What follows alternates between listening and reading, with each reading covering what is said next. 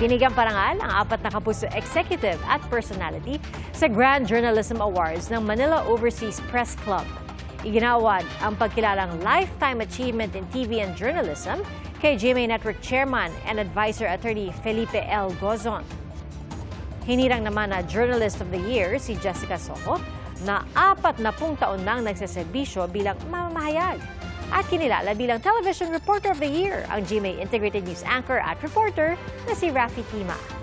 Kinilala namang Radio Broadcaster of the Year ang Super Radio DZWB Anchor na si Melo Del Prado. This recognition is very important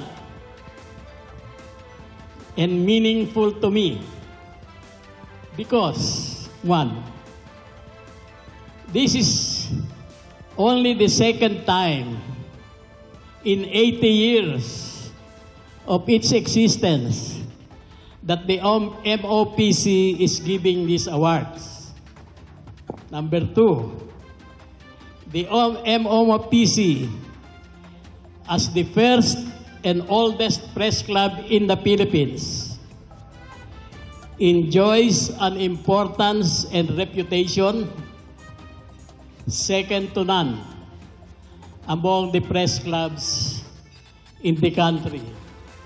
And last, the 12 awardees tonight, 4 of whom are from GMA Network, are the best among the best, myself excluded, in the field of journalism in the Philippines today. Mga kapuso, maging una sa saksi. Mag-subscribe sa GMA Integrated News sa YouTube para sa iba't ibang balita.